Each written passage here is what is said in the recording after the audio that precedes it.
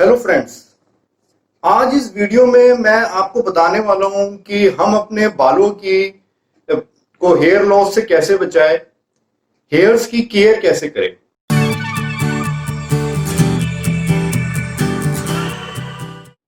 इसके लिए मैं आपको तीन इंपॉर्टेंट फैक्टर्स के बारे में बताऊंगा। पहला तो होगा कि हम हेयर की नोरिशमेंट कैसे करें, बोथ इंटरनली एंड एक्सटर्नली। दूसरे फैक्टर में मैं आपको कुछ खास एक्सरसाइजेस बताऊंगा जो हम बालों के लिए कर सकते हैं, जिससे हमारे बाल मजबूत होंगे। और थर्ड फैक्टर में मैं आपको कुछ खास प्रिकॉशंस बताऊंगा जो हमें फॉलो करनी चाहिए। So okay friends, let's start with the first factor. हमारा फर्स्ट फैक्टर है हेयर नॉरिशमेंट। अब हेयर नॉरिशमेंट दो तरह की है, एक तो इंटरनली एंड एक other is externally. Internally means हमारी डाइट। हेयर लॉस में डाइट का बहुत इंपॉर्टेंट रोल है। कई बार हमारी बॉडी में कुछ इंपॉर्टेंट मिनरल्स एंड विटामिन की डेफिशिएंसीज हो जाती है और उस वजह से हेयर लॉस होने लगता है।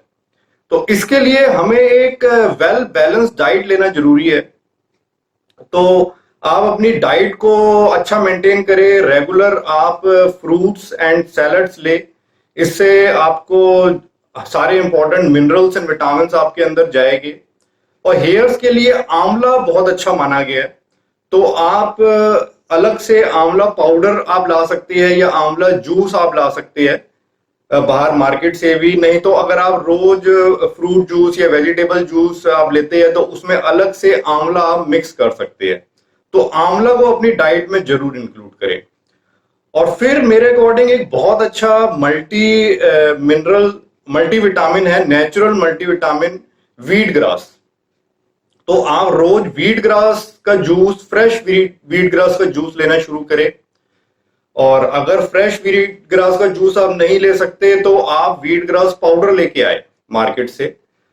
ये आपको पतंजलि का भी मिल जाएगा और बाकी ब्रांड्स का भी। तो इसको आप रोज एक चम्मच पानी में मिक्स करके ले। इससे आपकी बॉडी में कोई भी इंपॉर्टेंट मिनरल्स की या विटामिन की डेफिशिएंसीज है, जैसे आयरन आयरन की डेफिशिएंसी से भी हेयर लॉस होने लगता है, और भी कोई मिनरल्स की डेफिशिएंसी है तो वो पूरी होगी और आपको इंटरनल नॉरिशमेंट हेयर्स को भी मिलेगी। फिर सेकंड हम आते हैं एक्सटर्नल नॉरिशमेंट पे। जैसे हमारी बॉडी को हर प्रोसेस के लिए, एनर्जी के लिए नॉरिशमेंट की जरूरत है, तो हेयर्स को भी रोज नॉरिशमेंट चाहिए। तो इसके लिए आपको रोज ऑयल लगाना चाहिए। अच्छा, अब ऑयल लगाने में कई लोगों को ये लगता है कि ऑयल लगाने से थोड़ा चिपचिपा हो जाता है, उतना अच्छा नहीं लगता। बट मैं आपको टेक्निक बताता हूँ। आपने कम ऑयल लेना है और आपने जड़ों में लगाना है। अब मेल्स की बात करें तो थोड़ा सा आप एक चम्मच ऑयल अगर नहाने के बाद आपने हथेली पे लिया और उंगलियों से पूरे स्कैल्प पे जड़ों में इस तरीके से लगाए, हल्के हल्के हाथों से। फीमेल्स को भी रोज लगाना चाहिए। अच्छा, इसमें थोड़ा आपको चिपचिपा ज्यादा इसलिए भी लगता है कि कई बार हेयर्स के केस में हम साबुन से या शैम्पू से जो हेयर्स धोते हैं तो कई दिनों के बाद धोते हैं। मैंने नोट किया है कि खास तौर से फीमेल्स हफ्ते में एक बार या दो बार ही धोती है अपने हेयर्स, और मेल्स भी कई बार रोज नहीं धोते। तो अगर आप रोज नहीं हेयर्स वॉश करना चाहते विद शैम्पू और विद सोप, तो भी एवरी अल्टरनेट डेज आपको करना चाहिए। और क्योंकि जैसे गर्मियों में हमें पसीना आता है तो पूरी स्किन पे आता है और हम साबुन से धोते हैं, तो स्कैल्प पे भी हमें धोना जरूरी है साबुन से। तो ऐसा नहीं होना चाहिए कि हम हफ्ते में एक बार या दो बार धो रहे हैं। आप अगर एवरी अल्टरनेट डे अगर अपने बाल धो रहे हैं तो भी आपको इतना ऑयलीनेस फील नहीं होगी। अच्छा, फिर एक इंपॉर्टेंट है एक्सटर्नल नॉरिशमेंट में ही हेड मसाज विद ऑयल। तो आपको अपने इसकी हेड मसाज विद ऑयल भी महीने में एक या दो बार करनी चाहिए, इससे ज्यादा नहीं। और ये आप घर में खुद भी कर सकते हैं या कोई घर में आपके फैमिली मेंबर कर दे, या बाहर आप बार्बर की शॉप से भी करा सकते हैं या और किसी सैलून वगैरह से, मेल्स फीमेल्स दोनों। और हेड मसाज के लिए आप अपनी चॉइस के अकॉर्डिंग कर सकते हैं कि मैं ज्यादा टफ चाहता हूँ, हार्ड चाहता हूँ या लाइट चाहता हूँ। तो मेरे अकॉर्डिंग मीडियम आपको रखना चाहिए। हार्ड भी अगर आप सह सकते हैं तो ठीक है, बट ज्यादा लाइट नहीं। क्योंकि इससे आपके दिमाग में, सर में ब्लड सर्कुलेशन डेवलप होती है और जो ऑयल है वो अंदर तक जाता है। अच्छा, इसमें हेड मसाज में एक बात ये भी है कि जिनको ऑलरेडी हेयर्स लॉस हो रहा है तो उनको ये लगता है कि अब हेड मसाज जब हमने की तो काफी हेयर्स और टूट रही है, तो वो थोड़ा घबरा जाते हैं कि हम तो गंजे ना हो जाए, हमारे हेयर ज्यादा टूट रहे हैं।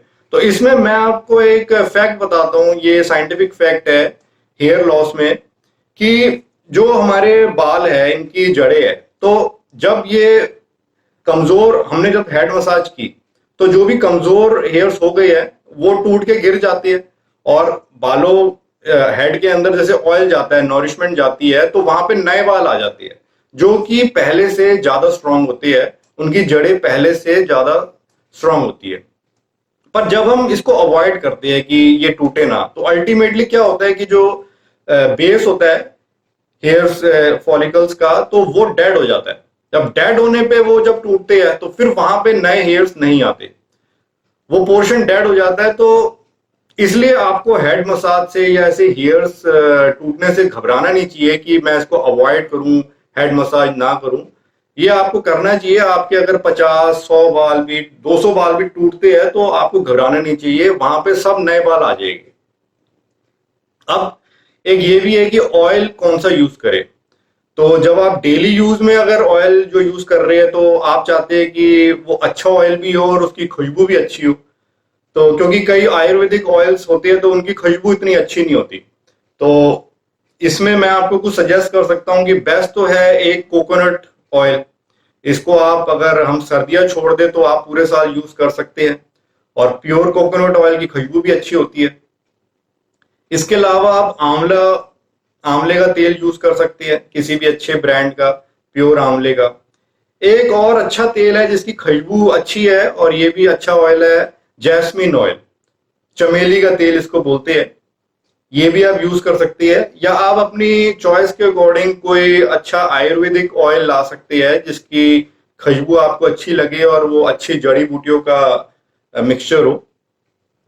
पर जब आप हेड मसाज जो आप करेंगे महीने में एक बार या दो बार, तो इसमें मैं आपको कहूंगा कि आप सेंट, खुशबू के चक्कर में इतना ना पड़े, और अच्छा जो आपके बालों के लिए अच्छा ही रहे और वही यूज करे। तो इसमें मैं आपको रिकमेंड करूंगा, जो बालों के लिए बेस्ट ऑयल रहता है वो रहता है सरसों का तेल, मस्टर्ड ऑयल। तो आप हेड मसाज के लिए सरसों का तेल यूज कर सकते हैं। इसकी स्मेल थोड़ी तीखी होती है, और पर आप इसको यूज करें तो अच्छा रहेगा। कोकोनट ऑयल भी यूज कर सकते हैं, आंवले का भी। और एक मैं आपको आयुर्वेदिक ऑयल रिकमेंड करूंगा जो, जिसकी खुशबू थोड़ी अच्छी नहीं होती पर ये बहुत अच्छा है बालों के लिए, पतंजलि का केश कांति ऑयल। ये बहुत अच्छा है, इसको भी आप हेड मसाज के लिए यूज कर सकते हैं।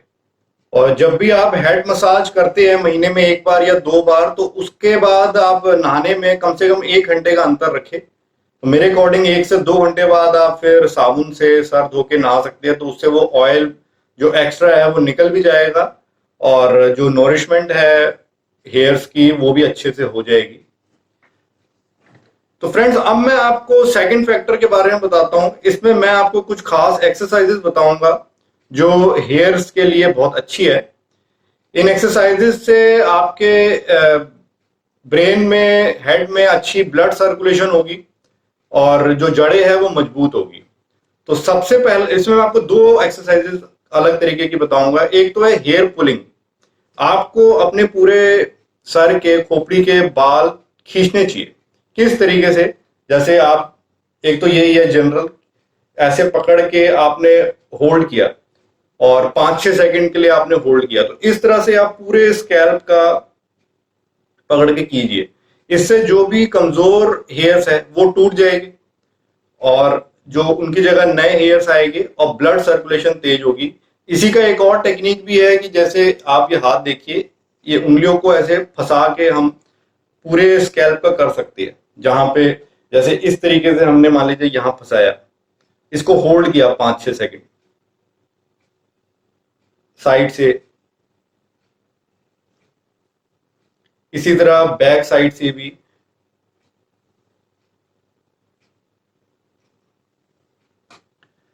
तो ये हेयर पुलिंग भी आपको वीक में एक बार या दो बार इस तरह से करना चाहिए for around 5 minutes for the complete head. ये आपके हेयर्स के लिए बहुत अच्छा रहेगा। दूसरी अब मैं आपको एक्सरसाइजेस बताऊंगा। ये एक योगा की एक्सरसाइजेस है, शीर्षासन। ये आपको करना चाहिए। इससे आपका पूरा जो ब्लड है वो ब्रेन की साइड आ जाता है और हेयर्स को प्रॉपर एक ब्लड से नोरिशमेंट मिलती है। तो शुरू में ये मुश्किल लग सकता है, तो मैं इसकी थोड़ी इजियर वेरिएशंस भी आपको बताऊंगा। So let's start with the शीर्षासन। ओके फ्रेंड्स, तो अब हम देखते हैं कि हम शीर्षासन कैसे करेंगे। जब आप पहली बार इसे कर रहे हैं तो एक पिलो का भी यूज कर सकते हैं। तो हम देखते हैं कैसे पिलो के साथ इसे करते हैं। ये पिलो को हम जमीन पे रखेंगे, हम इसको पलंग पे भी कर सकते हैं। और ये आप हाथों की पोजीशनिंग देखिए कि उंगलियों को इस तरीके से हम फंसा के स्टार्ट करेंगे। फिर हम अपनी लोअर आर्म्स को इस तरह ज़मीन पे रखेंगे और सर को इस तरीके से हाथों में फंसाएंगे। आपको अपना वेट अपने हेड पे नहीं लेना है, आर्म्स पे ही रखना है। और फिर इस तरीके से आप टांग से पुश करके ऊपर की तरफ आ गए। फिर कुछ देर ऊपर रहने के बाद आप वापस नीचे आ गए। आपको अपना बॉडी वेट ना तो एल्बोस पे लेना है और ना ही हेड पे लेना है, पूरी लोअर आर्म्स पे रहेगा। आप इसको विद पिलो या विदाउट पिलो भी कर सकते हैं। अब मैं आपको शीर्षासन का एक ईजियर वर्जन बताता हूं। आपको शुरू में ये मुश्किल लग सकता है, तो आप हाफ शीर्षासन कर सकते हैं इस तरीके से। जैसे आप देख रहे हैं, आप अपनी टांगों को ऊपर की तरफ पुश नहीं करेंगे, इसमें बस इस पोजीशन में ही रहेगी। आपकी अपर बॉडी और लोअर बॉडी के बीच 45 डिग्री का एंगल रहेगा। इस हाफ शीर्षासन से भी आपका पर्पस सॉल्व होगा, क्योंकि ब्लड पूरी तरह दिमाग की तरफ जाएगा और हेयर्स के लिए अच्छा रहेगा।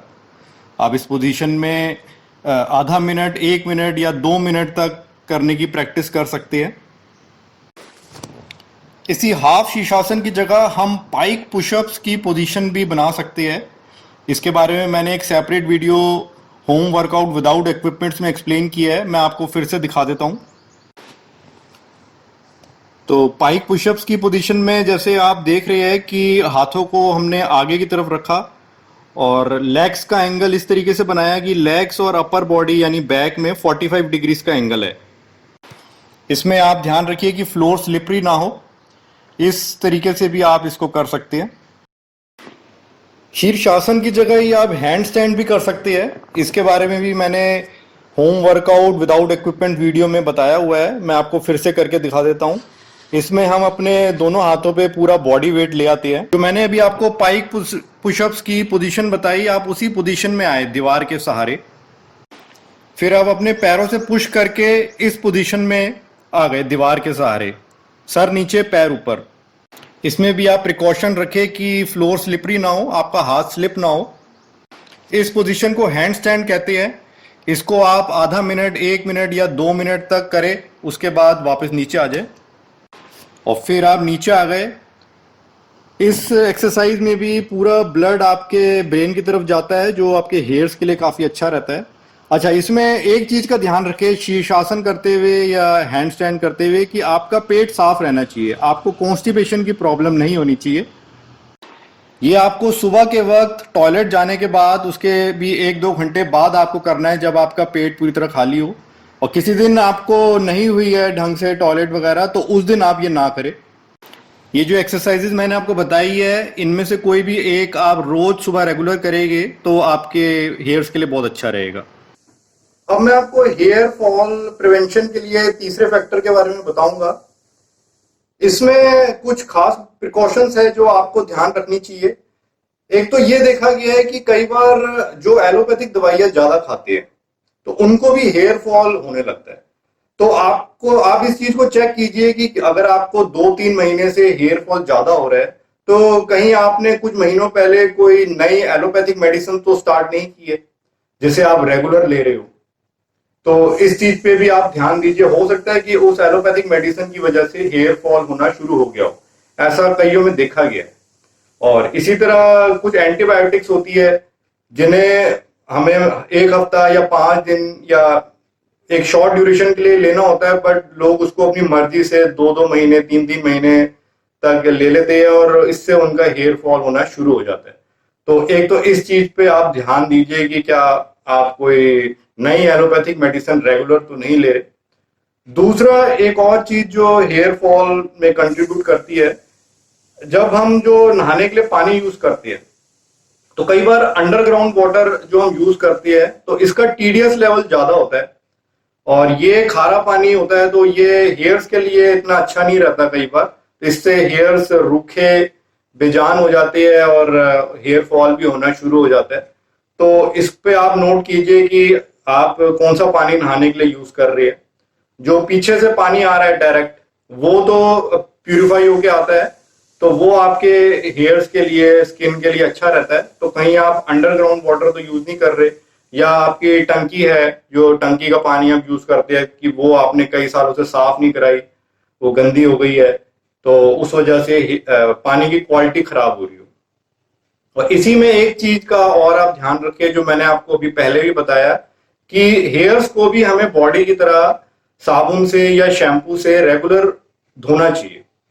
एवरी अल्टरनेट डे मेरे ख्याल से हमें धोना चाहिए, और उसकी क्लीनलीनेस भी हमें रखनी चाहिए, साफ सफाई रखनी चाहिए जैसे हम स्किन की रखते हैं।